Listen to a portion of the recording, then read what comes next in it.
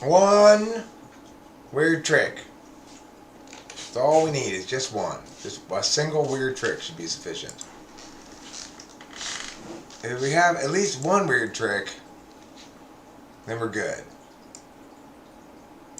So what we really need is a weird trick to discovering weird tricks. And that's what I'm here to offer you today. But first, let me build up some more excitement about it.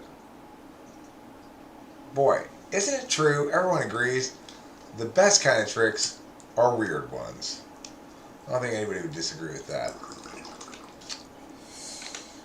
Only with a fully weird trick can you actually expect to learn to live, love, and laugh.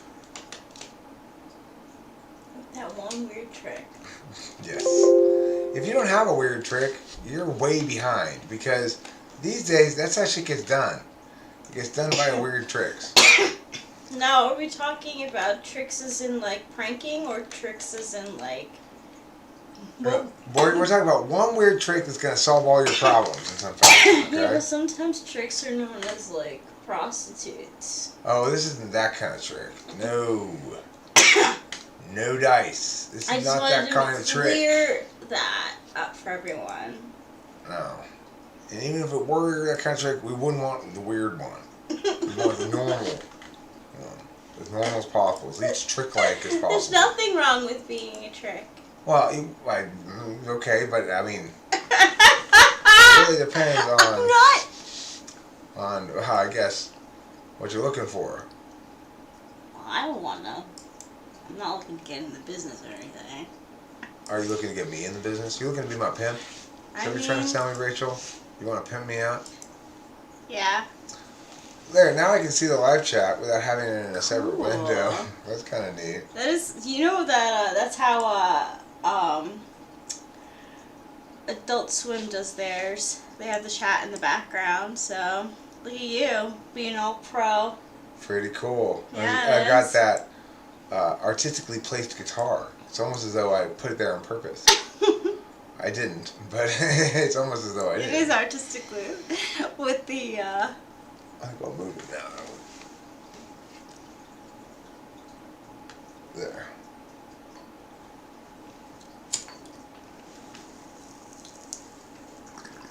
Well, here's the thing, though. I want everyone to be aware of. Specifically, there's no chat to see in the chat. Why? Because I become abruptly, universally loathed and hated by everyone. Obviously. That's the conclusion I should jump to.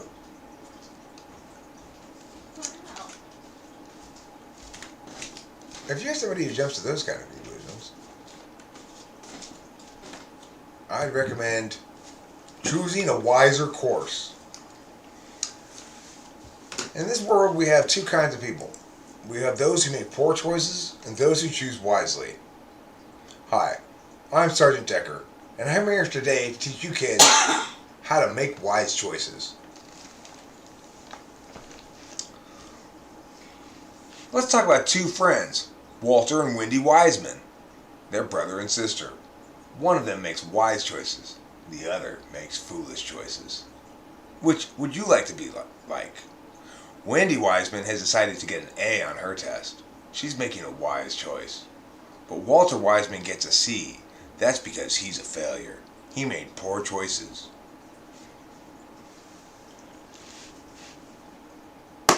Thanks, Sergeant Decker. That was very ontologically damaging. Appreciate it. Wise people always make wise choices and never resort to poor choice making. Hey, no notifications till sup. Sup indeed. Sup. Sup. What up, Lamar? I'll tell you sup. Lamau Rottleful. Burb. Those are internet words. Anyway, I'm sharing today one weird trick to discovering weird tricks to solving your life's most pressing problems. So let's say you think that you have too much body weight, that you are chubby or something. Well, how you could go to the internet and look for one weird trick to lose weight. But what's a better approach? Try to figure out what I'm going to teach you today, the one weird trick to discovering weird tricks. And then you'll never have to search the internet for weird tricks again. Sup, brah? You hit them waves yet? Yeah, I was just like, whoopah. You know, I was surfing, and then whoopah. And then, what was the other sound the guy makes? No. Something like that. Pitted. So pitted. And you get pitted, so pitted. It's like, oh. It's like, cheer. And then you get so pitted. So pitted. It's like it's hurting him to even say he's been so pitted, you know?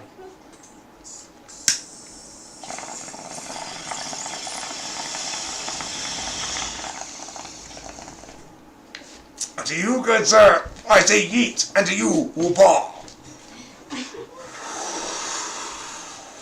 Yeet and whoopah. See, that's the difference between Vine and TikTok. Vine was created by millennials. TikTok was created by Gen Z. TikTok is notoriously not funny. Well, I mean, look, that's almost everybody in the world is not funny. Yes. So that's not unique to any generation, or it's just almost everybody in the world is not funny. But it's a simple statement. True.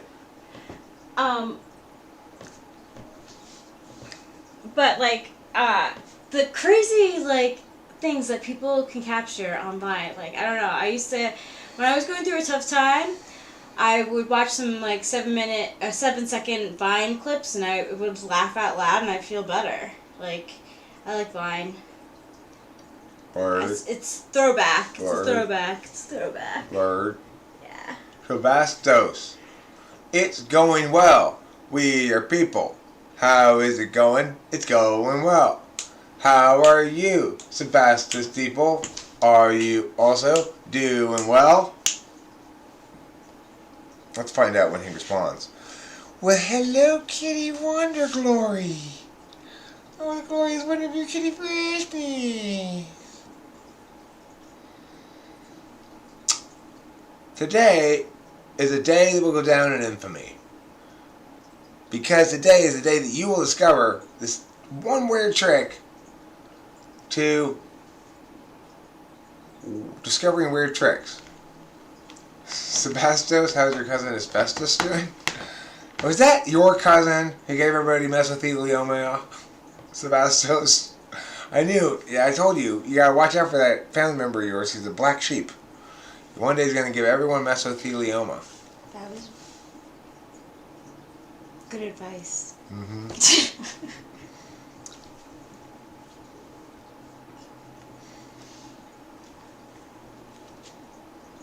It's like when you send your kid off to the store, can you go remember, go straight there, get one loaf of bread, come bring right back. If you see anybody from the Sebastos family, do not stop and talk to them. They are likely going to give you mesothelioma. You want to watch out for that.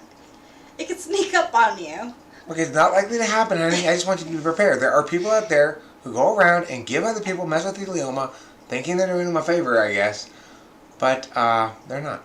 Is there a vaccine for No, there's no vaccine. There's no vaccine? Mm-mm. The only vaccine is to pluck out all the asbestos fibers from your lungs. And that takes forever. You can have really long tweezers, too. Well, what about at your store? Yes, Longs and Lungs. At my store, Longs and Lungs, we will have some various home remedy style treatments for mesothelioma. Product not evaluated by the FDA. No promises here. They're just they're notions I've had as a lung specialist as to what might help your mesothelioma in theory, or in possibility anyway. So we've got a wheatgrass infused vape pen that I put go away mesothelioma on the sticker and stuck it on it to sort of boost the spirits. Very important to boost spirits. We've got various crystals and rocks that may or may not have some energy that help you. Powerful energy of some sort. It's hard to say for sure. Just speculative, but a lot of lung treatments we're going to have at the store. You know, for example, balloons. We'll sell balloons because that's basically barbells for your lungs. So, if you have a party coming up or something, would you recommend a person who is throwing a party and wants balloons to go to your store? No, because the Longs and Lungs balloons, they're going to be very thick balloon. They're designed to be difficult to blow up after all their lung exercise. Right? So if you try to use those for a party, well, I mean, you could if you want to blow up party balloons and get a lung workout at the same time, but unless you explicitly wanted the lung workout, you probably wouldn't choose those balloons. Yeah. We don't carry those kind of balloons. Those balloons are beneath us at Longs and Lungs. Those are party balloons. Party balloons? Ours are pseudo-medically therapeutic products. Pseudo? Well, they're products that position themselves as potentially, at least, being medically therapeutic in ways we don't yet know. That's cool. Yeah. So that's what the sign is going to say. These products may prove to be medically significant, may prove to provide medically significant help for respiratory problems in ways that we do not yet know. And it is speculated that is likely perhaps to happen by Eric and his speculations. So that people don't get too attached to the idea that, you know, there's a reason to think it's going to work. That's good, Hey, when you don't know, you have to take action. Right. If you don't know if this rock won't help your mesothelioma, you are sort of obligated to take the action. Just like you don't know that mask is going to help or not. Because you don't even know if you're sick or not, or contagious or not. That means you have to take action. So you have to take action on Mesothelioma. mesothelioma. So the thing about Longs and Lungs is we take the COVID philosophy to the max. We have a long list of things that you don't know that require you to take action on. Number one is mesothelioma, of course.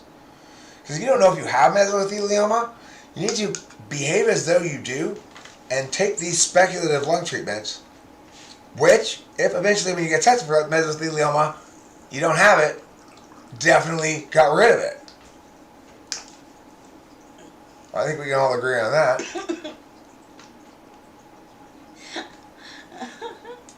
Hi, I'm on Doug and I have mesothelioma. That commercial is unintentionally a meme. Hi, I'm Doug and I have mesothelioma. I thought it said I'm on Doug at first. I'm on Doug. I'm on Doug. I imagined a call-in radio show called Doug. And Doug asks every caller to introduce themselves by saying, you know, hi, I'm on Doug, and something about themselves, like, you know, I'm calling about my station wagon, or I have mesothelioma, or I coach Little League Soccer, or something like that. Wow, busy guy. Which is one of those. You wouldn't have all those. I'm just saying, every caller comes in and goes, hi, I'm Barry, hi, I'm on Doug, and I have a question about car racing. You know, and this guy knows? Doug here, here to answer your questions, you know.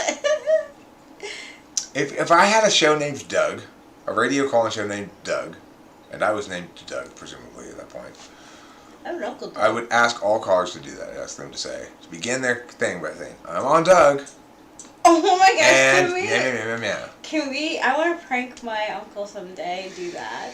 To play I'm on Doug? Yeah. It's kind of like who's on first. Because, like, he's not going to answer because he doesn't have my phone number, so it's even better.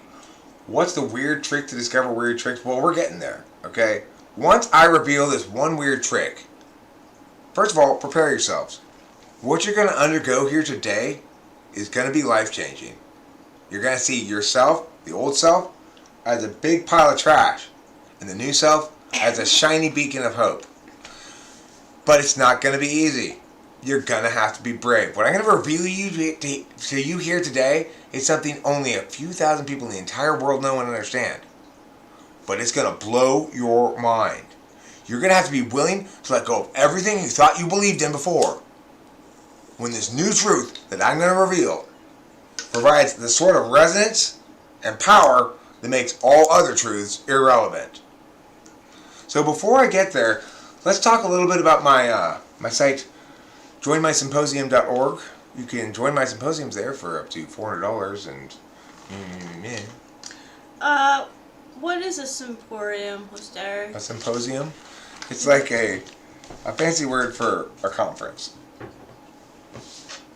Well, I like that. Sign me up. Oh, is that a butt bud? Yeah. I was sort of playing Eric's version of Leo from actualizeorg. Oh God, stop. Stop, I can't take that shit. No, I'm just being Leo from actualize.org, Xavier. He actually has a video. How do you know that? He actually has a video. I watched one of his videos. I watched the whole thing. Oh my almost. God. Almost I the can't whole believe thing. you did. It was like 20 minutes long or something. Holy ish. And I was watching it. At first, I was just kind of like, why is this guy so acty? You know, like, alright. So, what I'm going to tell you is something that almost no one understands. And it's something that's going to ask you to make some of the bravest decisions in your life about, it's just, okay, what are you talking about? And then, you know, he built it out for about 5 minutes. Then he paused. Let me take a break now to talk about my, for a minute. You know, let me come back to it. Okay, so are you ready? Are you ready? Because get ready. For what, Leo? Because what I'm going to tell you in a little bit. I can't. I fucking can't. I know exactly what you're talking about. It's going to reach up underneath you and grab you from the inside of your soul. I know And the reason exactly is because what what we believe, what we take for granted, what we have to assume just to get by every day, it's not what we think it is. We're living somewhere and somehow that is away from this single truth that I'm going to reveal. And being as far away as we can be from that single truth, and I'm telling you, almost nobody knows this truth. But the further away we are, the longer the distance it is to get there. But now we're getting closer to the truth that I'm going to share with you. It's going to change your life from the inside out and the outside in because of these gurus who've known this truth for 1,000,000 years but only shared it with me a few days ago. Now, for those of you who are concerned, it's not too late to turn back. If you're worried that this truth is going to change your life too much, you might be right. It's going to ask you to be more courageous than you've ever been before in your life. It's going to ask you to embrace something that's incredibly frightening, but it's going to let you be free at last. And this truth is coming up in just a few minutes when I tell you, after I tell you the one weird trick to discover weird tricks. What's the weird trick to discover weird tricks? Rachel, do you have any weird tricks to discovering weird tricks? Okay, yeah. Let's hear it. I do. Okay, clasp your hands together and then point your fingers out.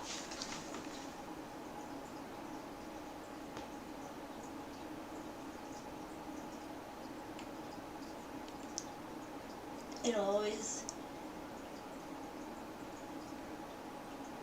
Alright, what to do? Go over there? That's it! No. So, like, the weird trick is that your fingers pull together. Oh. Well, you get tired of holding them apart. Well, yeah, exactly. So your finger goes around and it looks like it's a little trick. It looks like your finger is making your fingers go together, but it's just a natural, like, pull. Okay, that is a weird trick. Okay, but this is what Rachel just did is she just demonstrated one of the weird tricks that we discovered with the weird trick I'm about to share you. share with you. Okay, so the weird trick I'm about to share with you is a weird trick to discovering weird tricks. And, you know, I've held out long enough. Here it is. Here's the weird trick. You've got to look where weird tricks hide. And where do they hide? In the place you least expect. So, start expecting the place where they're least likely to be. That's the weird trick. That is a weird trick. That's a weird trick. And everyone knows that the key to wealth, fame, success, and happiness always must include at least one weird trick. It may include a lot of hard work, a lot of vision, a lot of prayer, a lot of luck, a lot of dancing, a lot of whoring yourself. It may include all kinds of shit. But it also has to include, if you're going to be fully successful, at least one, and preferably more than one, weird trick. Never look where the magician tells you to. You're welcome, Luca. You are welcome.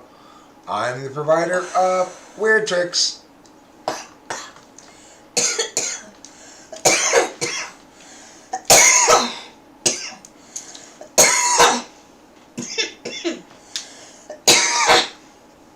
Yeah, you're finally free. You're free of your pre-weird trick existence. So, like, what should we do and say and deal? How should we deal with people like Leo from actualizeorg, right? God. I don't know. I find it offensive, but I don't know if that's just me projecting alpha quadra values. Personally, I find him unpalatable for various reasons, which I'm not talking about. But on sort of a general kind of ethical landscape of things perspective, I find him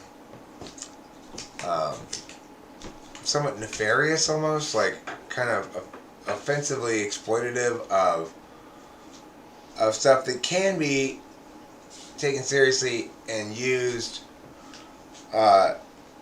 in ways that are self-actualizing for people, but that whenever packaged and sold as epiphany, as vicarious epiphany, you know, which is basically, that's a great term I just made up. Vicarious epiphany. That's what Leo is selling at actualize.org. Yeah. Vicarious epiphany.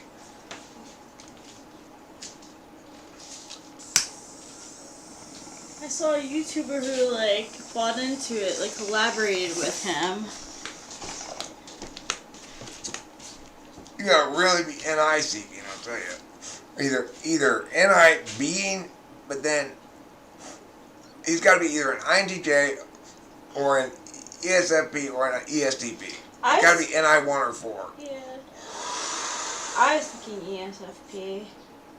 I think so too.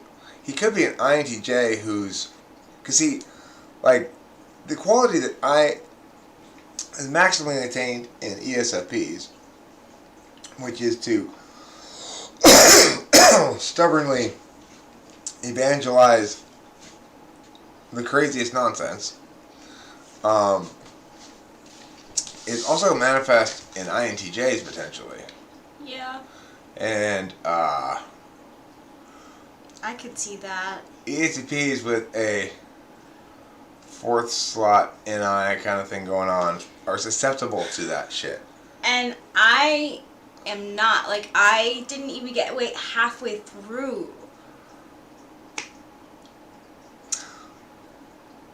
Your reign has ended. Your butt has been shut down.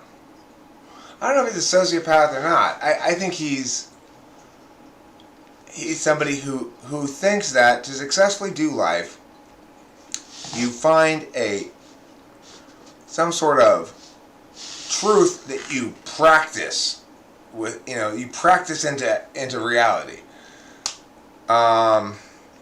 So it's like he's mistaken in his whole frame. He thinks he's doing it right. It could be SE third too. It kind of smacks of SE third. It's a very SE framed version of understanding, I guess, spirituality and shit. with a FE Polar. Yeah, because the thing is, he's extremely condescending in a way that I don't understand why he's successful at all. I find him just like, oh my god, the smug in you needs to be just extracted from your body with lashes of fire.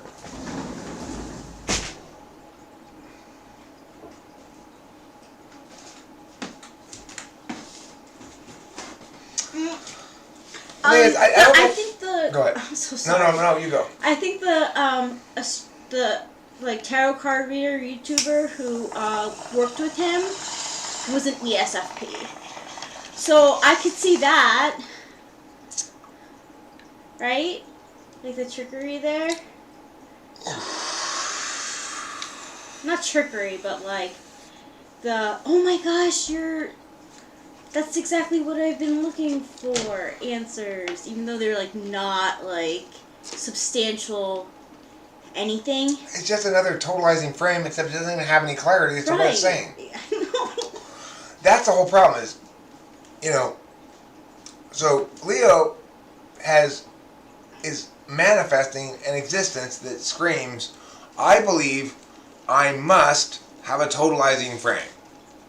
That something must be a singular frame that is the right way, and that when executed properly leads to enlightenment, nirvana, and everything good and just and fine, right? He's no matter what else you think of him, he's bought into this idea that to live life correctly is to find the right path and then execute it right, and then when you've done that, ta-da! So he is preaching this notion of finding and executing the right path, and he's doing his best to demonstrate to everybody what ta-da looks like. But to me, it looks like an absolutely insufferable douche. Yeah.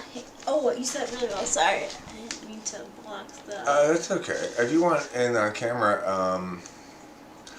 it's just sort of, you can sit here, and I can stand for a bit. I would like to stand for a bit. Why don't you just have the camera for a while? We'll just take turns sitting in front of the camera. Sure.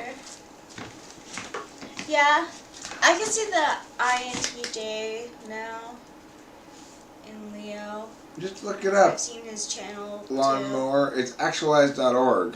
Yeah.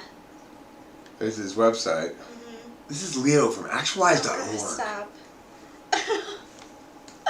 Okay, Leo. The thing about it is this. One quality of it that I find appalling or offensive is this idea that he's projecting all the, I guess, perceptual clothes of teacher, including more sort of condescending or more patronizing than condescending tone towards his audience. Patronizing, yeah. Like, okay, are you with me? Are you following along? But he's trying to be like gentle with you because you were a child in the spiritual path or something. Yes, totally. And I really, really, really just want to go in front of him and say, listen, this is what you're doing. I'm going to describe it to you right now. You need to stop. You have no reason to be smug at all. He is very smug. Black belt in actualization, maybe Freddie Forgiato. He thinks he's a black belt in something. I mean, I love NI when it's good. I like good NI. NI that's, the thing is, you can let, I don't see that as NI so much as forcing an NI frame on something arbitrary. Like, we're going to have some NI. We have to have an NI, but I don't want an NI that actually constrains me in some way. I don't want an actual meaningful NI. So, remember, the key is you just be super passionate about this and act like you're like, whoa, I'm so fucking enlightened. And it's just working. It keeps Scientology working, KSW. Yes.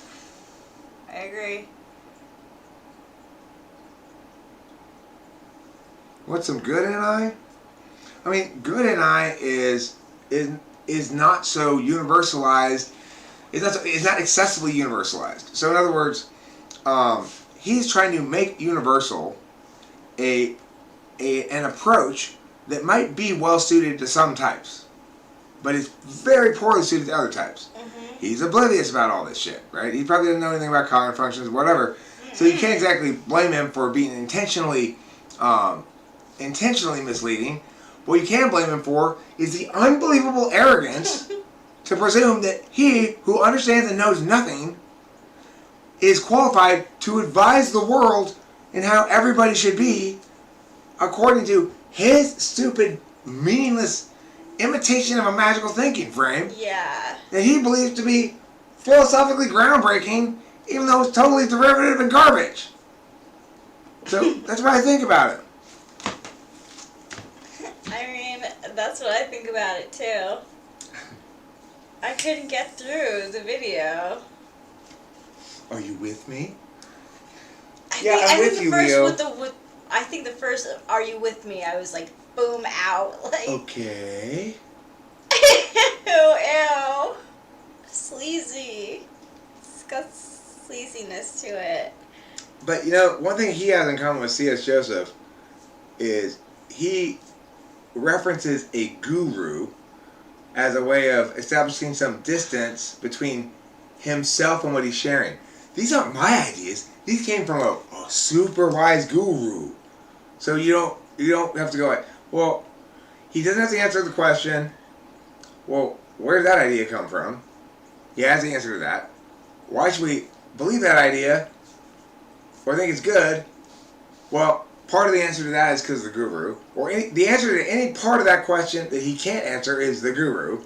Well, yeah. And then you can't accuse him of being self-aggrandizing because he's not pitching his own ideas. He's pitching the guru's. Now, of course, look how much more successful he is than a person who both is and admits he's talking about his own ideas a lot of times, but they're actually good ideas, and offers you means to falsify them and stuff, and actual engagement with the ideas. How much less popular is that dinner than the one he's serving? Majestically less popular. Yeah, it's true.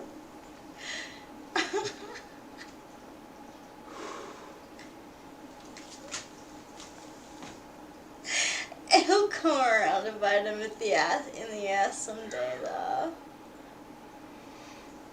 I don't know who his guru is. I have no idea. Who cares who his guru is? If he has a guru, you know, his guru is just as dumb as he is. Maybe even dumber, or maybe smarter. I wonder if his guru is Osho. His guru? What? I wonder if his guru is Osho. Oh yeah, it could be Osho. He makes as much good sense as Osho. Yeah. But the other thing is, look, there is the case that sometimes... No. Lawnmower, that makes me laugh so much. Oh, he discovered the truth in the Sahara. That's where it's usually keeping. They're usually keeping the truth in the Sahara Desert. I've noticed that. It's a common hiding place. I was wondering where they were taken.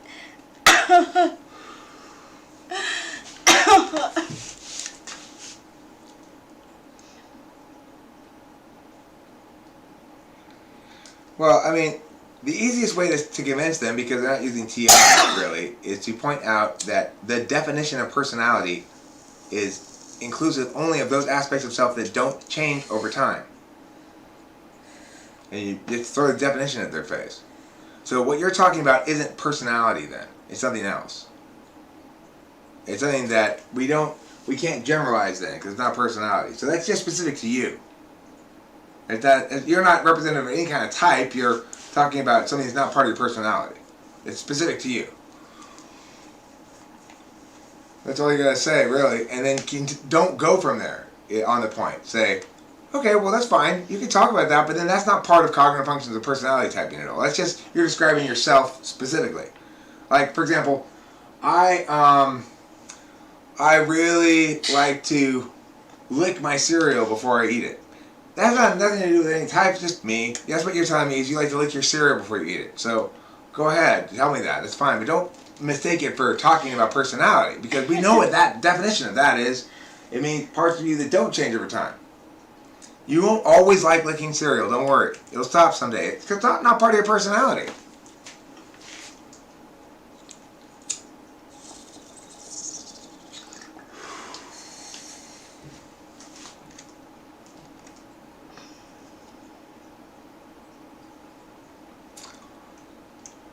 Running Fox asked, if the guru is so amazing, where is he and his enlightenment? Well, Running Fox, he's staying hidden to protect the infinite utility of referencing him as an authority without being questioned. So in other words, he's staying hidden so he can continue to be unquestionably authoritative on everything. It's all for Leo's benefit.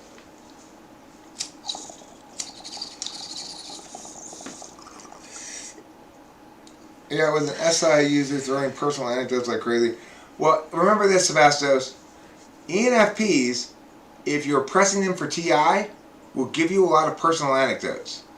ENFPs. Did I say ES? I meant to say EN. ENFPs. You said ENFP. If pressed for TI reasons, will give you SI.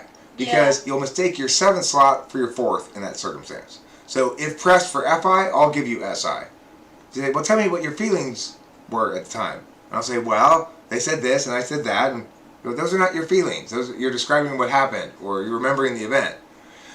Or if I'm sad, I'll go like, I feel tired because I mistake my feelings for SI, or they even get converted into it, kind of. In fact, serious emotions, like if there's emotion from emotions that I get from movies are not what I would call serious emotions unless I see something really disturbing that sticks with me. But crying over the death of a character in a movie, like the normal range of emotions in normal movies is not that kind of emotion that sticks with me afterwards at all. But emotions like if Rachel and I have a fight, that emotion that's real and like painful will put me to sleep. I'll go, I have to go to sleep. I've experienced this in past relationships too, and for my whole life basically. That feeling strongly real emotions require me to engage them about myself in some way is absolutely exhausting. And I think that's an example also of me insisting on relating FI in some kind of SI term. What does sad feel like? Exhausting. Tiresome. Boring. I need to rest. I need to eat. That's what it feels like. It doesn't feel like that. That's your response to it. Same thing. Because it's polar for me. So if somebody's giving you a lot of SI in response to TI prompts, they're probably ENFP, or at least possibly ENFP.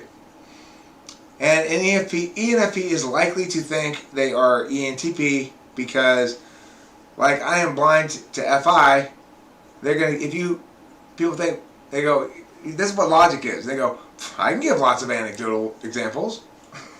That's not logic, ENFP. I'm totally logical. Look at all these examples I have to provide you for things. See how logical I am? And you have to point out that's actually not logic. That's knowledge. These are things you know, not things you reason. I definitely don't do that. How did it get so wrong for so long? Who? What? Where? When? Why? Self-testing on those. I mean, because it was dismissed by the scientific community, so there's no authority. You know, it's like, and this troubles a lot of people who aren't TI maybe first or second, because that means there's no easy heuristic to make determinations about this. If you look around and see, people want to Google the easy heuristic. They go, is MBTI pseudoscience? And they get an answer, yes. But of course, that's not actually representative of of a meaningful engagement at all with the issue, because they're not actually getting a answer from a scientific perspective as to why we ought to dismiss it. They're getting a comparison between cognitive functions and Big Five, and saying Big Five is more empirically supported. But it's not exactly clear how one would empirically support cognitive functions in exactly the same way as one can empirically support Big Five, because Big Five creates its own empirical support by not linking to anything. It's like, whereas cognitive functions has mechanics to it, there's no mechanics, there's no explanatory aspect to Big Five. There's no explanation of why you're more conscientious or less. It's purely descriptive. So if you're only trying to describe something, and really what you're describing is a spread of data of a broad demographics on the same test, then you can obviously make more concrete statements about the empirics regarding that. But you've decoupled it from anything meaningful at that point. You're really saying, here's how the broad swath of the population consistently scores on these tests from this range to this range, and these scores are in these variables, and they correlate with these things, and yada yada yada. So it's Big Five is the art of kicking down an open door. It's making quantifiable what we can already do, what we already do all the time. She's quiet. She's kind of like too loud. She's meow. She's meow. What we use adjectives to tell us all the time whether people, in much greater degree of distinction, whether people are conscientious, how conscientious, what they're reliable about, etc. We don't need to quantify it. It's not meaningful in any sense. You're just saying, okay, well look, a lot of these things, these adjectives that we talk about, they can kind of fall into these 5 categories, and if we measure it in this way, we get consistent results because we measure consistently against genuinely random sampling of the population. You know, of course you're going to get, it's like shocking when I standardize a test and give it to a population, I'll get a spread of scores on the test. And if I assign scores into 5 categories of score, then I will have 5 scores on the test. If there's 5 different kinds of questions and I distinguish between them, then I'll have 5 scores on the test. And if we look in the real world, we'll see that the people who score on the test of them as having, let's say, low conscientiousness will then prove to be not very conscientious. I guess if you ask them, do they go out and check? I scored low on conscientiousness. But what I'm saying is, have they ever gone and checked afterwards to see? He only checks against himself. Right. I don't think the Big Five does even that. If it did that, it would be kind of interesting. But then it would be testing people's self-concept versus their actual measurable displays. Like people who have a self-concept of being very logical are often the least logical people. But also, people who have self-concept of being very logical are the most logical people. So it's like your ENFP friend here, they think they're an ENFP. That means they're saying, I'm extremely logical. And as a matter of fact, they aren't logical at all. But their self-concept is that they are. So the thing is, if you test them on a test, a Big Five test, that I don't know if it tests that at a vector at all or how it would test it, but I'm saying that quality in people, the ability to self-conceive something that, and believe wholeheartedly, something that is the exact opposite of the objective reality, makes it very, very challenging to test people on anything that includes self-reporting and get results that are actually meaningful consistently across the spectrum. So maybe my Big Five test results are accurately describing me if we were to measure an equivalent in the physical world, right? Because I'm going to be as accurate as I can in my self-reporting. And it will equivalently and accurately measure ENFP because they're also being as accurate as they can be in their self-reporting, except they're wrong. Yeah, it's easy to do that on tests. Here, sit down. No, I'm appreciating standing up, and I sit way too much. Way too much, I sit. I do too.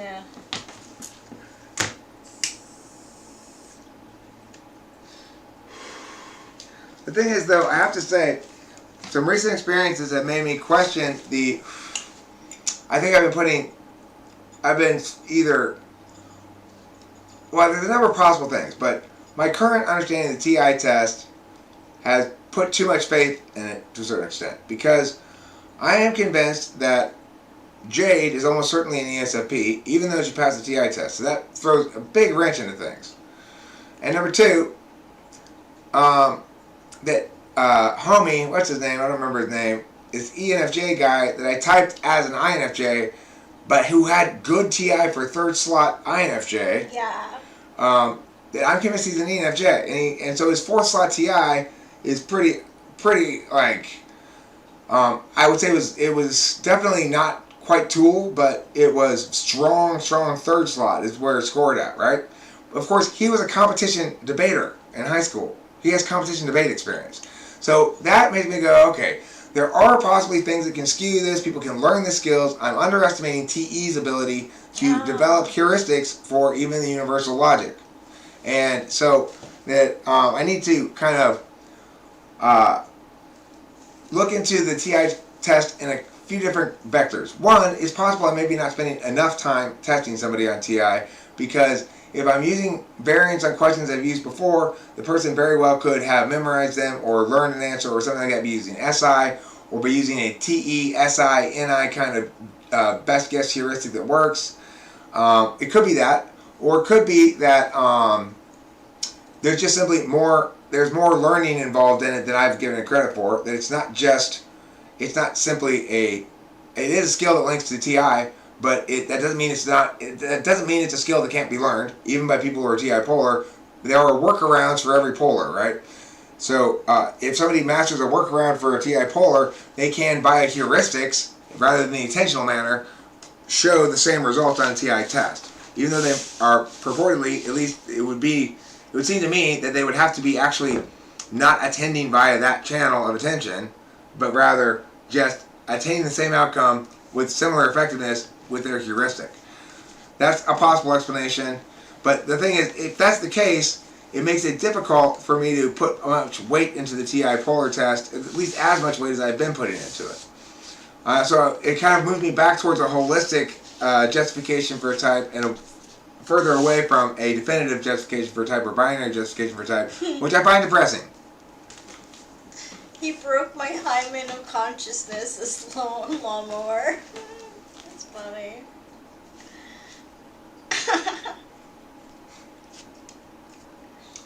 That's called your spiritual chrysalis. Hey, One more.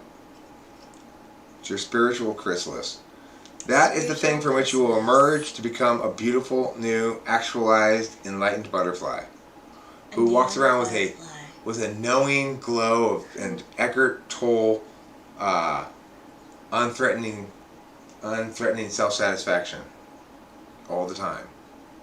Who goes with Eckhart Tolle's unthreatening self-satisfaction all the time?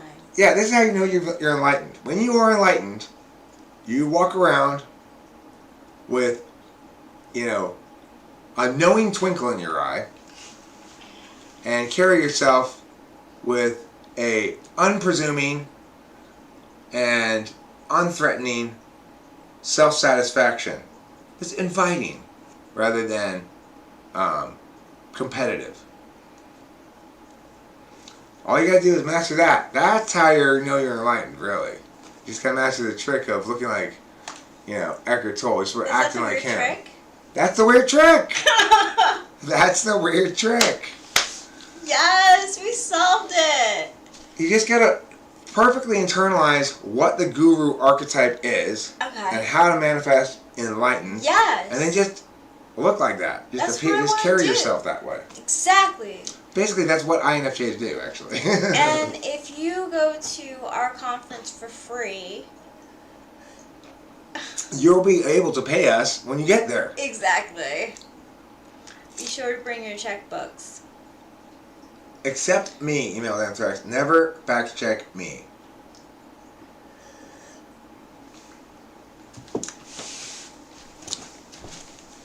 They should have a chart that says how much you have to charge per hour to what level of bullshit artist you are. So if you only charge like $20 an hour, you're an amateur typologist.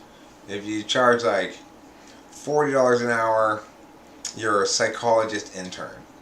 If you charge like $75 an hour, you're a board licensed psychologist. If you charge like $200 an hour, you're a psychiatrist. If you charge like $350 an hour, you're a high sub count YouTube guru.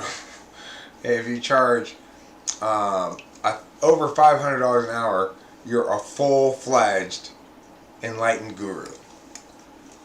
That's how you can tell. I feel like I've been enlightened.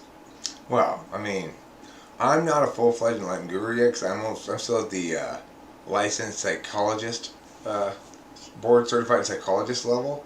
I'm not yet even at the psychiatrist level. But well, you do have you're master of all I say all the time. Well, that's true. But you know what? This is an honorary. It's like a honor society where you. And so I'm going to adhere to its. I'm going to adhere to its schedule of awards, so to speak. Once I successfully, on a regular basis, I just don't think I could ever bring myself to do it. Frankly, charge $500 an hour. Hell no. People charge more for all kinds of shit. Like, we pay the psychiatrist $400 an hour, right? For the first hour? Yeah. Something like that? Mm-hmm. Now you say, well, he went to medical school, Eric. So I spent as much time building up this YouTube channel as he did in medical school. Yeah. But medical school costs a lot of money. Hey, I've wasted a lot of time here. I mean, I waste almost all my time doing this. So yes, you do. I deserve $500 an hour. I agree. It's like the problem with charging $500 an hour is you exclude most people, right? Yeah, it's just absurd. It's absurd. That's such a business money maker scheme. If you got 1 million subs, and your time is in fact, as I've learned, just having a few subs, my time is limited. I used to feel really bad about ignoring my emails, but lately I've been thinking, as it is, I'm always running out of time to really put into things. I'm having to limit the amount of hours I put into things because I just have a finite number of them. So it's like if you got 1 million subscribers, you're going to charge at least that probably because your time is valuable. But if I was going to charge for my time at all, I would want to I wouldn't want to say only very rich people can spend an hour with me. Yeah, I went through this phase. I think maybe INFJs are, when they're down in the dumps, can maybe get fooled by, not that, but spiritual people who maybe have more information on a certain occult thing that they don't know about. Because I definitely have paid way too much for something like that before, and I had to learn I'm sorry. See, I don't ever want to be I don't want to be the bad guy in that story ever. That's the thing. I never want to be the bad guy in that story. See, yeah, exactly. I don't want somebody to spend more money than they can afford on me because they're whatever. But I don't know. You can't be responsible for other people's actions either.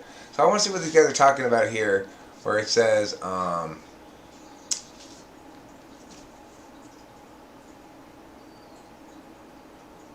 All these bloody Marxists are ruining our university. Flailed arms with extreme emotion and heavy-heartedness. Am I doing the guru right? That's one flavor of guru. Me? You know, fact check me? You don't need to fact check me. No, you don't. I am so correct. You fact check me. Wait a second, email anthrax. Are you saying I'm an ESP, not an EHP? I hate you. That sounds like a bargain. What am I going to talk about? Thanks for Jerk. I've been thinking about it a lot. You know, INFJs, we got them ideas, but getting to like the actual doing of it is not as easy for us. What up, squirrel? Well, Evelyn, reading what you say there, it makes me Hi. think that, like, in theory, I could, at the beginning of a session, you know, say one thing about myself, right? Then later in the session, say the opposite thing about myself. But that is like using my own FE as bait, and it makes me very uncomfortable. Basically saying, I'm going to pretend like I'm lying or don't care about the truth by contradicting myself, and see how the person reacts. Well, if they believe me for a while, that troubles me because I don't want them thinking. I don't actually. They're gonna. It's like somehow my FE hurts for that or something. I like the idea though. Yeah, the TE, you know. You know, the TE, I used to think it is hard. I mean, but like, it's so, if you keep on being an honest person yourself, like, it'll come back to you. I fully believe that because I do feel like my struggles with that sort of stuff is, like, yeah, something I'll probably like grapple with, but I learned from. Like, I was also like rebelling a little bit. It wasn't like I didn't have money. I did at the time, and I wanted to be able to spend it my way. So I was rebelling a little bit. I was kind of being like, "Fuck you" to my parents. I'll do what I want. So like I went to this guru who thought that, you know, like, it's like... Alright, less FE risky. Less FE risky, Evelyn. But, what I imagine happening is them calling me out on this contradiction and me going, actually, I set that contradiction up to see if you catch it. And then they catch it, then they catch it for sure. I guess maybe only if they're TI. What? Evelyn's saying to figure out where somebody's TI is to plant contradictions throughout the session that you're saying and see if they get picked up on. So yeah, that's a really good one. She was saying, like, I could indicate one thing about the system, then as a justification, and then later on indicate the exact opposite thing about the system as a justification for something opposite, and see if it gets picked up on. But of course, my fear is they're going to call me on it. I'm going to say, actually, I did that on purpose. I set that up. And they're not going to believe that I set that up. They're going to think that I just actually am now trying to cover up the fact that I made a contradiction. No, I'd rather take the test. What test? The TI test. Like, I'd rather do it that way than the way that you're saying. Figuring out the TI. Personally. What I was saying right there, the person taking the test wouldn't know I was doing it. I know. You're saying you wouldn't like that once you found out. Yeah, okay. No, I wouldn't. Because then I would be, like, a little bit, like... Because, like, I think in testing, like, I felt comfortable because you felt confident. Like, and if, like, testing for TI, you're using that, like, I'm not going to like that. Like, I'm going to be like, fuck, now is everything like a trick question? I don't know. I mean, not if it really was a contradiction. I wouldn't try to convince you. No, trick question. No, I'm talking to you. Oh. It's okay.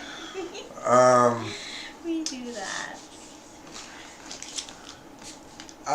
Yeah, okay. I mean, the thing is, the other thing to remember is this. There's multiple factors to consider. The one factor is being as accurate as I can be. On the other factor is the client being as happy with the experience as they can be. And the other factor is the amount of time and energy into doing things consistently according to a given structure I want to, or I'm capable of engaging in. I like all the ideas, but you got to remember that the way that things go down now is sustained by a sort of inertia that comes from wherever. This is how I just roll. So changing that inertia is not impossible, but it's probably going to be it's probably more realistic to try to change small things than big things. So like I could potentially like think okay, well, maybe add this kind of question. It's something I can remember to do periodically, hopefully every time. But like record this kind of data is probably not. Just being realistic about myself instead of my normal like, yeah, that sounds like I could do that. No, you're not going to, Eric. Stop lying to yourself. I feel like that too. It's good to know where your faults are, right? Yeah, well, it's not even a fault. It's just Not be a fault, realistic right? about But, it. yeah, being realistic about who you are as well. Like right now, I keep on looking at my chipped tooth, but You I have a like chipped tooth? it. Yeah, I hit. I don't think chip. I'm lucky because my teeth are strong and they go that way anyway. But yeah, I hit my teeth a lot on beer bottles. I'm a klutz. Yeah, well, figuring out the logic of lifting a bottle to one's mouth is all part of TE. Everyone it's yeah. I'm glad to know that it's a TE thing, because it would happen to me, and my dentist would always be like, and it fell off. I used to have a part of my tooth that was like kind of had a veneer on it, and they molded it down to fit my tooth, but it fell off. And now cause I hit my teeth on beer bottles often. Here's the thing about that is I can to a certain extent adjust in the moment. So like if I have a strong suspicion somebody's an NTP, I can open up a lot of stuff, that I normally wouldn't want to. If I'm still not sure what somebody is, I am paying part of my attention to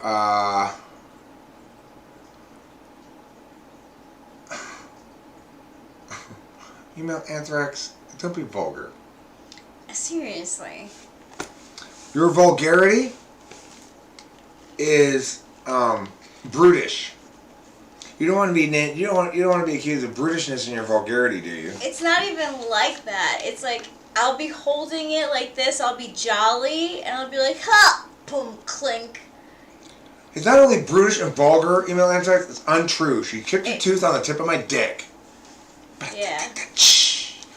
You see the old switcheroo there, midway? That was a switcheroo. That's what that the was a funny true switcheroo. Yeah. See, I'm happy. Running Fox gets my soul.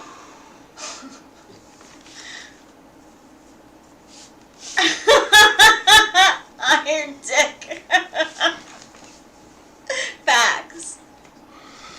Yeah, Chris, that's a good test. I have a list of I already made a bunch of examples of fallacies. So I used to teach fallacies in critical thinking.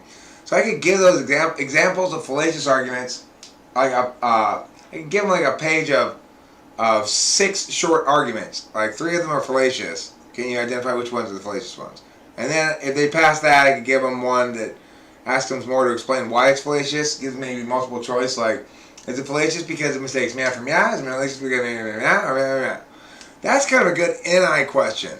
You tell somebody it's fallacious, something's fallacious, and you ask them why. I have never thought about that before. We could go that angle. Like, you say, the following argument is fallacious. That goat cheese has got to be better for you. It's more natural than that imitation cheese food substitute you're eating. What's wrong with it's got to be a better. So the person says, goat cheese has to be a better health choice for you. It's more natural than the imitation cheese food slices you're eating. What's wrong with this argument?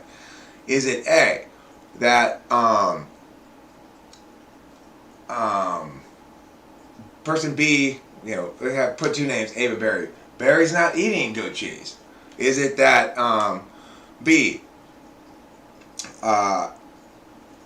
American imitation cheese slices are a different kind of food than goat cheese?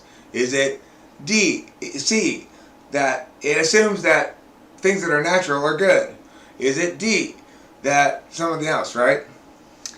Okay, Lawnmower, I believe you didn't see Running Fox's comment because you're not on live chat. You have to change your chat to live chat because she said iron dick, and that gets blocked on top chat. Live chat, you can see everything. So you guys, I appreciate you ideating this out with me because that's a good idea. I like that idea. I'm gonna try that. Well, David Sanderson. First of all, I'm not sure it's obvious to people. Maybe more. I'll have to test it and see. Is that something that people who have TI up high get automatically? Is it something that's more challenging for other people? I don't know if it seems obvious to me, but I don't know if it's obvious or not. I have a question. What was C? C was it assumes that things that are natural are good. Why didn't a person didn't like the cheese? No. Oh. I'm saying, look, in that question, the example question I gave example answers A, B, or C, and the answer was C, not A or B. Oh. That's what he said. Well, actually, I don't know why you didn't see it. Actually, email Anthrax. It wasn't deleted or anything. I don't know. Nobody can delete my dick, okay? It's undeletable. Like indelible ink tattooed onto indelible granite, embedded in a pool of indelible platinum, and then sent off to an indelible sun far away.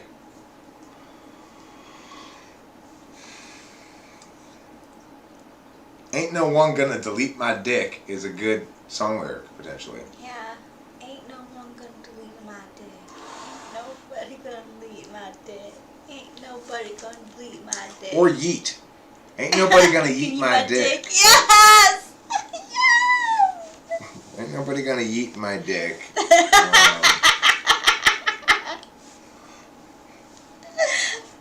And if you're gonna try, we'll paw. Ain't nobody gonna eat my dick. Ain't nobody gonna eat my dick. Anybody roll with paw. I like Whoopah because it's an excellent another one of these strange little terms that the world has produced since the internet. Mm-hmm. Okay, email Anthrax. Thanks.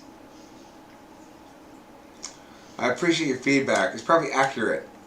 David Sanderson, I want to know. Inquiring Eric wants to know. Was Matt the person that Rachel said Rachel thought he sounded like? Radio host? Yeah, was Matt that radio host? Matt Hussey? Matthew Hussey?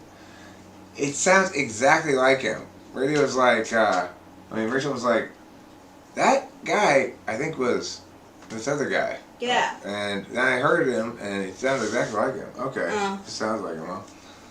You ever met a cut? What? Who's Matt a cut? Never heard of him before. Is he just a random guy? It's fine. I don't know who it was at all, but.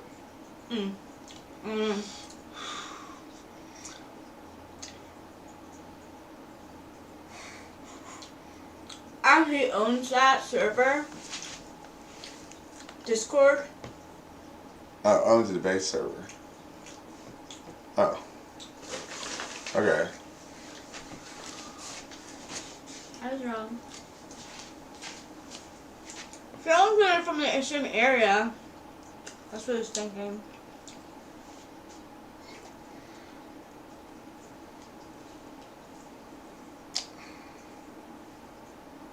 It should be called When Debate's Just a Name.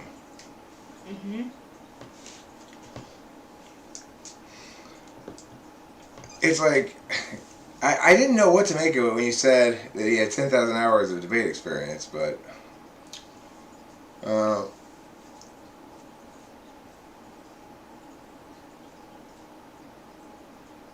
cool. So is this sort of reactive to my having some questions about how reliable the TI test is?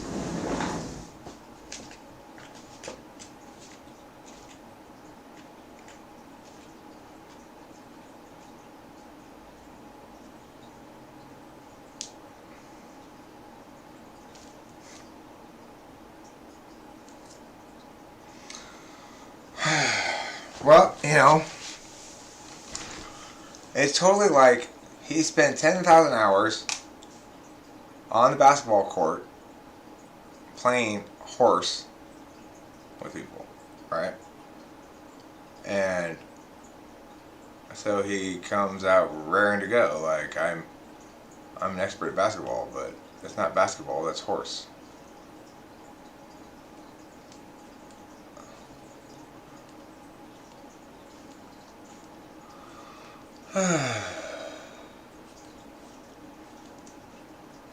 I would appreciate it.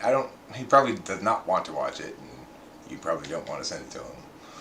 But I would appreciate it if you would point out I made a video about how to handle shit like that, and it's worth watching, called Whatever YouTube Debater Needs, or something like that.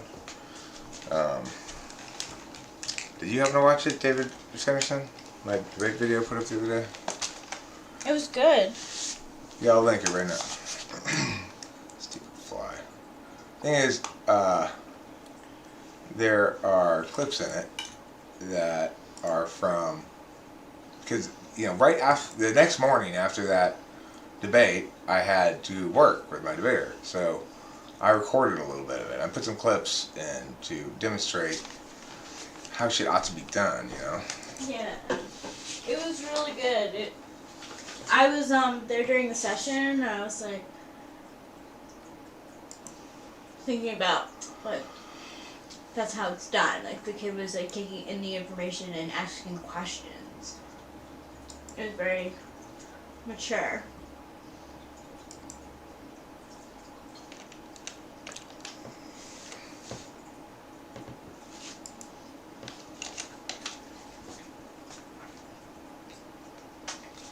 Well, look, I debate him again. It would be useful for me to debate him again, in fact, because I need to work on dealing with this better. It's like, here's the thing. There's a little bit of a sore spot in me and in my life in general, because people who, it's like, imagine if,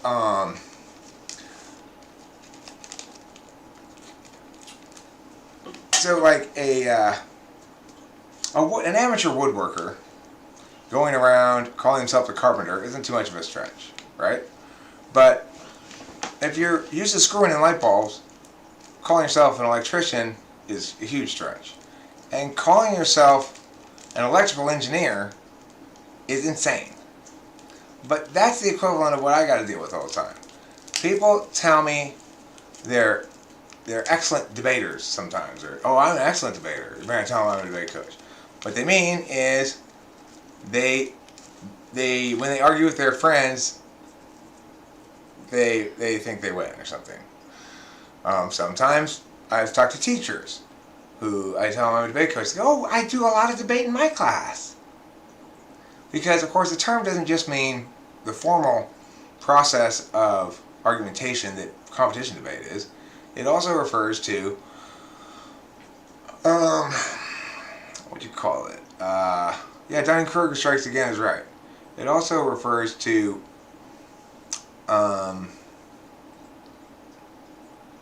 to just two people disagreeing about something and discussing it over with words.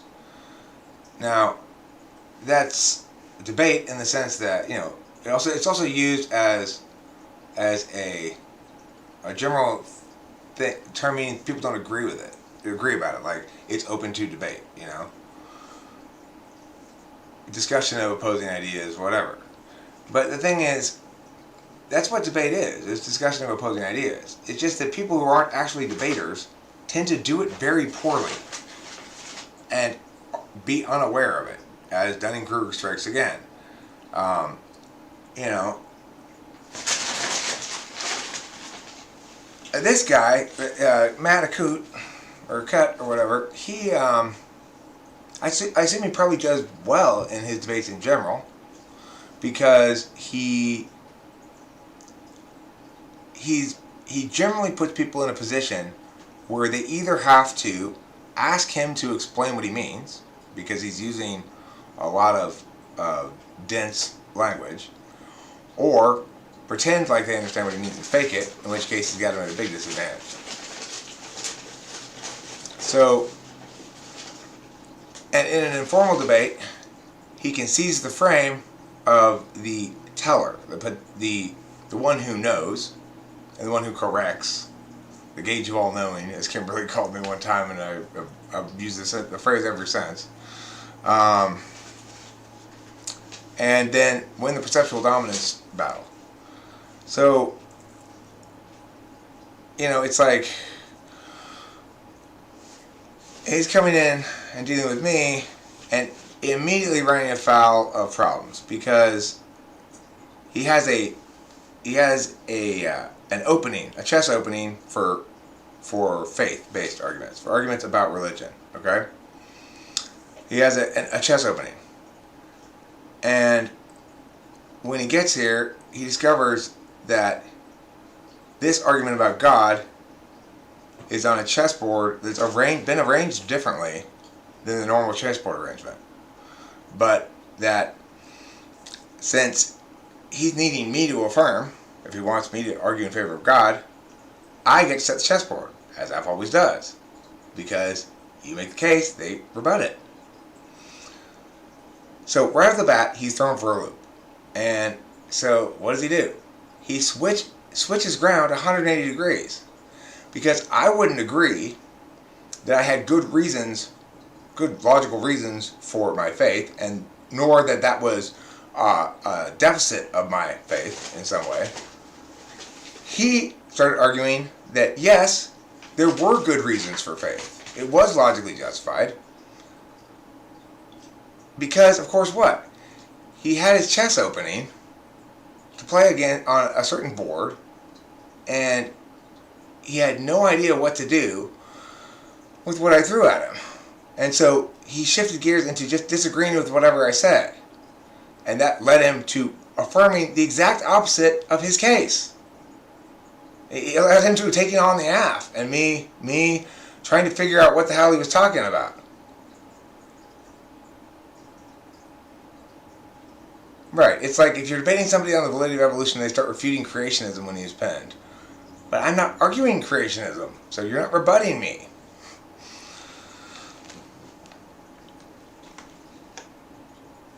Okay, you know, David Sanderson, you're right. In retelling that event in the debate, I right now conflated those two things, or mushed them together, kind of, that it was saying good reasons for is equivalent to logically justified. He said good reasons. He didn't say logically justified. So that's my bad. Thank you for correcting me.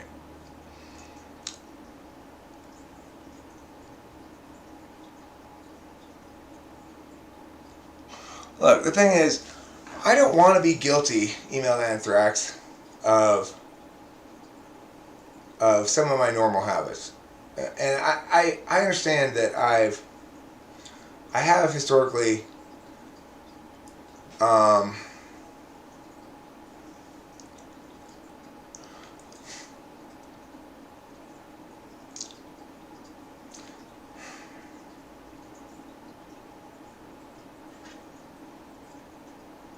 No, I mean that's the thing. I need to make sure it doesn't get heated. As long as I stay calm, uh, nobody really stands a chance. It's and there's no muddying of that. When I get upset, then it makes it look like I'm a bully a bit, you know? It's still not really any dispute that the person was lost, but...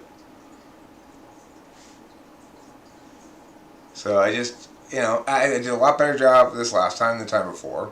I want to debate more on the internet, and I want to get to the point where I'm always the most level head in the room.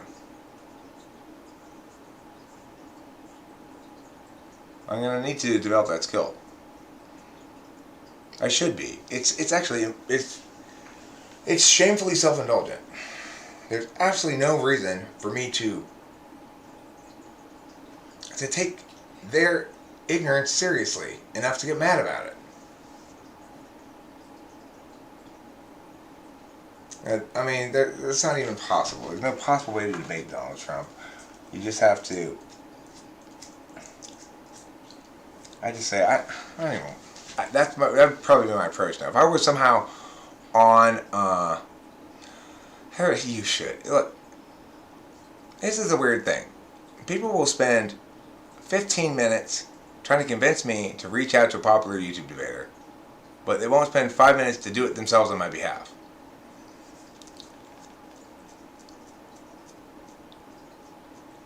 Yeah, I agree, Bacon. I mean, I want to control the frame and control myself and guide the conversation, which means basically, look, I want to include the wisdom that I have about networking. In other words, I want to include my FE stuff in more effective ways to make me more effective against, you know, in any kind of discursive engagement with anybody.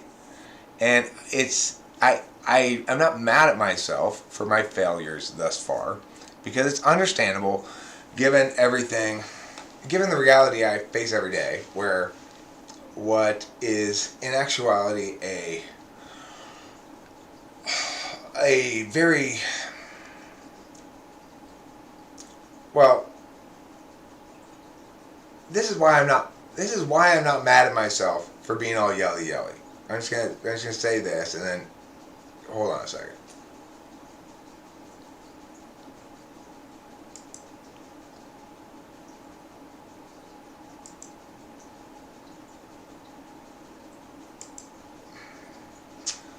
What I meant to do now.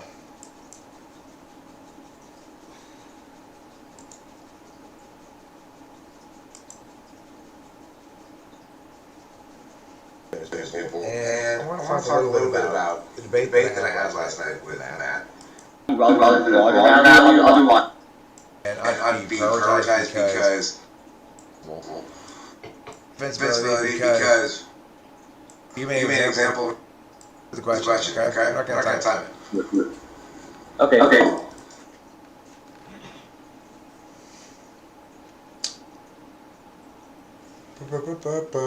Okay, so what I'm going to do now is make this thing right there, and what's the audio on?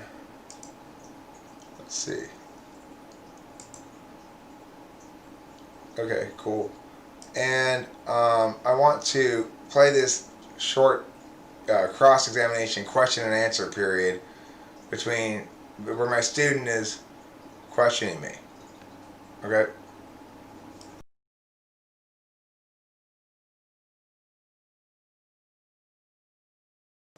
So first, how do you explain your value civility in comparison to other non-virtue values? Well, can you give me an example of another non-virtue value? Defensibility. Well, civility would subsume defensibility because to be, while defensible things are defensible always, they're not necessarily both civil and defensible.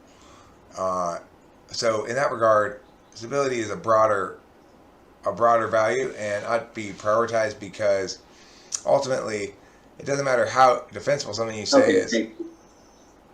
So, wouldn't you agree that we want a narrower value rather than a broader value? Otherwise, it's too hard to determine how we should weigh this round. Well, I'm saying that if you're going to contrast these two specifically, my position is stability is a much better value than defensibility because it includes the views of people who aren't necessarily good at arguing. Okay, and your value criterion of optimizing democratic habits, don't you agree we could do that under values other than civility?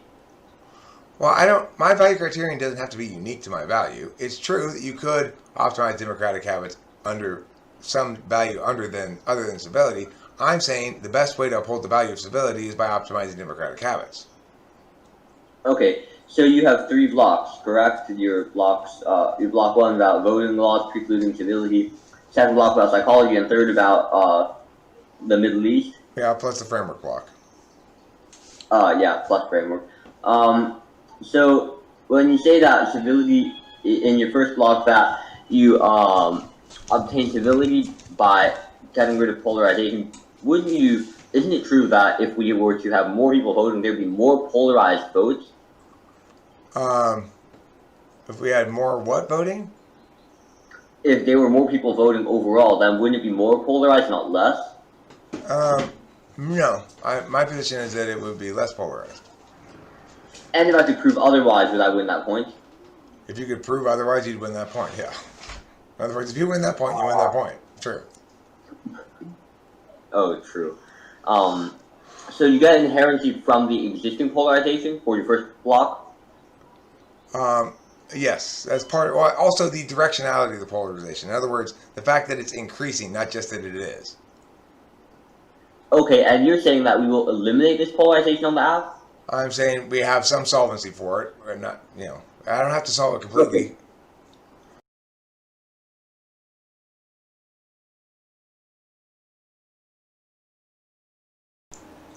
By and large, ENTPs probably are more stubborn because at least INTJs get that sometimes your personal boundaries are reasons not to prioritize or to oppose something, or favor something. Probably ENTPs are more stubborn. I don't think of myself as being stubborn, really, but I guess I probably am. Stubborn is a weird question. Stubborn implies that you're wrong, right? I mean, if you were correct, you'd be steadfast, not stubborn.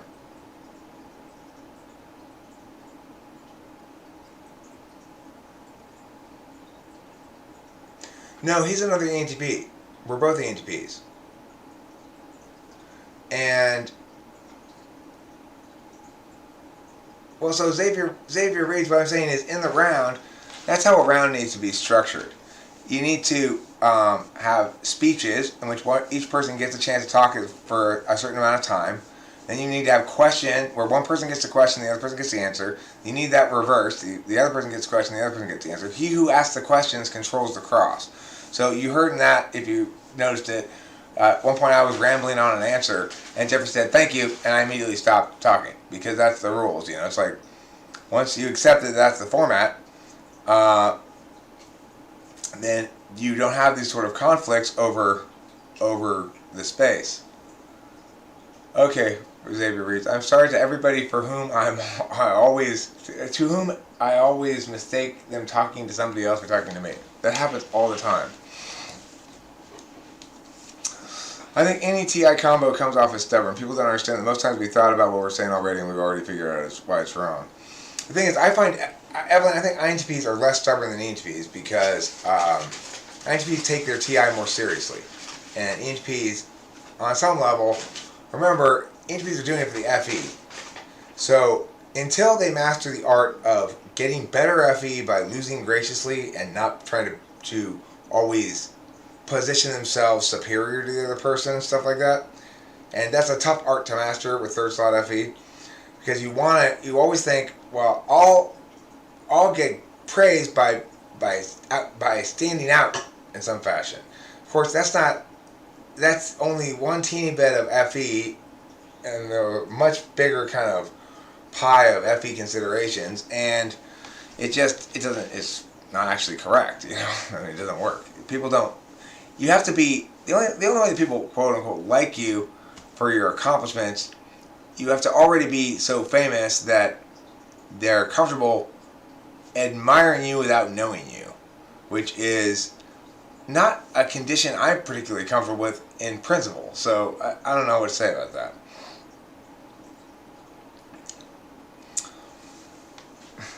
Was he saying it was not morally wrong or that it was morally right? What was his argument? I'm curious. Yeah, Evelyn asks, you're more effing careful, but I mean, the other thing is, remember, Evelyn, that stubbornness doesn't just have to do with other people's perceptions of your fixedness on the point, but also other people's or your own perceptions of your correctness on the point.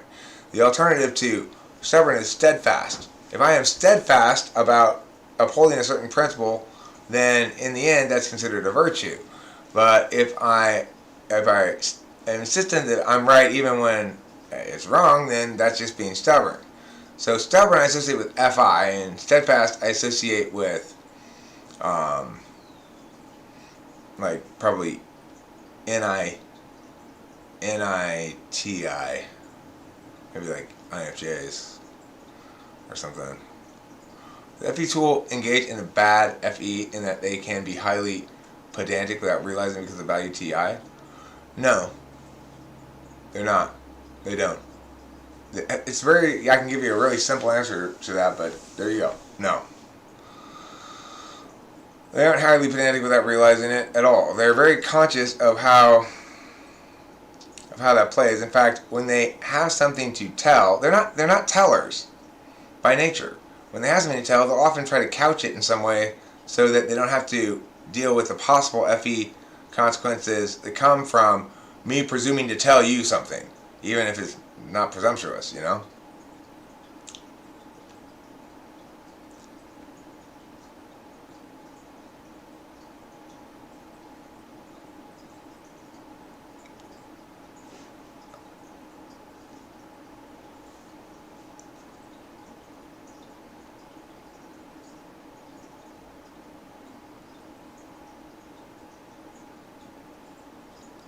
I don't understand that argument, Xavier Reed.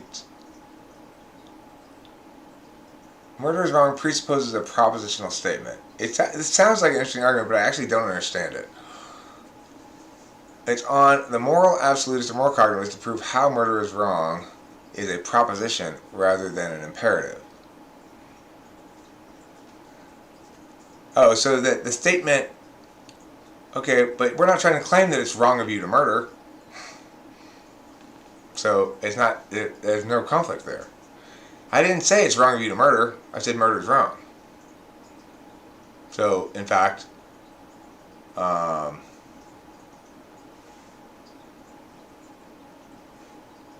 you want it to be an imperative, don't murder.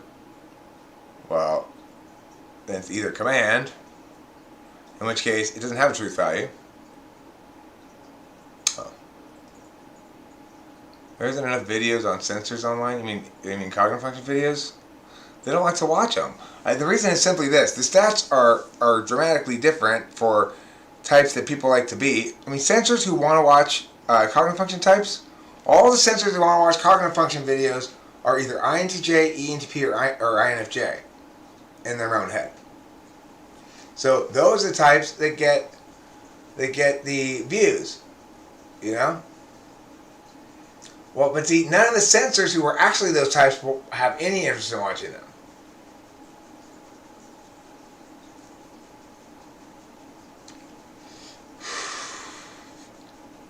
Yeah, everyone want to watch INFJ. Everyone want to watch INTJ. Everybody want to watch INTP. Nobody wants to be an ESFP.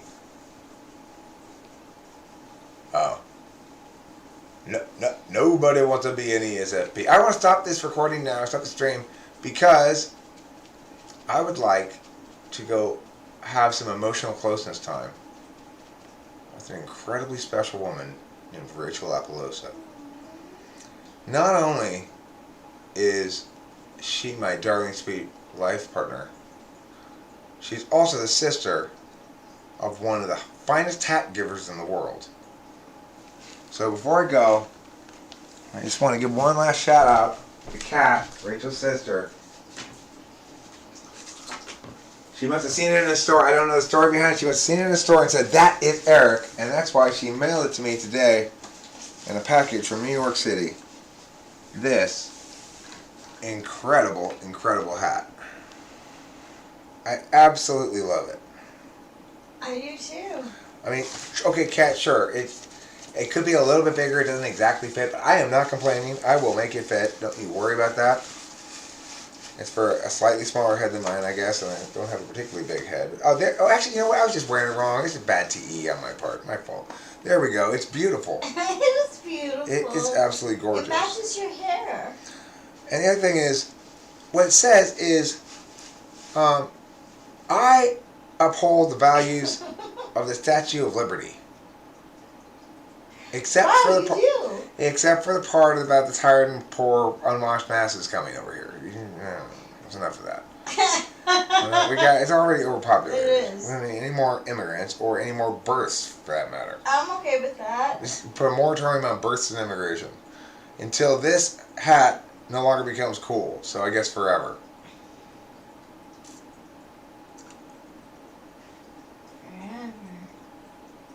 Alrighty, I hope the next debate goes well too. I didn't think that one went badly. I want to stress that, David Sanderson. From my perspective, which is fairly self-interested, it was a learning experience for me, and it helped me to frame what I need to do and how I need to adjust to debating people who have no idea what they're doing. I don't know. Whenever something happens, if anybody wants to set one up for me, I will. All you have to do is basically send me an email saying you are scheduled to debate at meow o'clock about meow, and I'm down. But I would suggest to anybody who wants to debate me, it would be well served to have a resolution, a statement that we are debating, one person affirming it and the other person negating it. So if we could at least do that and have a little bit of structure, actual exchange of ideas would be really improved. I love the hat too, Broccoli Todd. I'm going to reveal a little secret though to everybody. There's a bit of a joke here, okay? This is not actually a hat. That's the joke. This is not a hat. Is that the weird trick? It should be a hat, but it's not. What? Is that a weird trick That's too? the weird trick. This is not a hat. This is not actually a hat. Rachel's sister sent her a lamp. This is a lamp. A lampshade. I don't know how it goes though. It's very easy. You just go like this.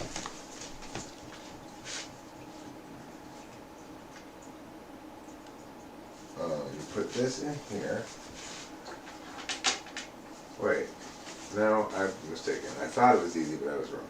Oh, maybe you go like this. You gotta untie this thing. It's one of those Scandinavian things, you know, they're hard to work. It really is. It's from that store like Tiger or something. It's from Copenhagen. That's Copenhagen store that has like nifty like gifts. Look, the thing is, 3DR Nomad, I personally, I don't know if this is going to reassure anybody else, but personally, I feel as though I want to take responsibility for making sure that the debate is civil regardless of who or what I'm arguing about, and to successfully change the tenor of the discourse even with another ENTP.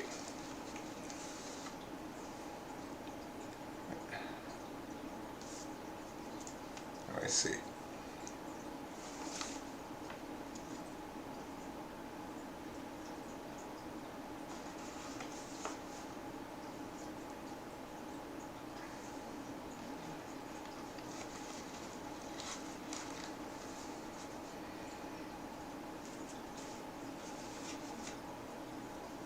This is hard to figure out. It is, isn't it? but I think I There's no got directions the gist with of it it. either. It's like I was saying to Eric, it's like that store is very similar to IKEA in that it's known for its like really chic looking things, but it's very hard to assemble.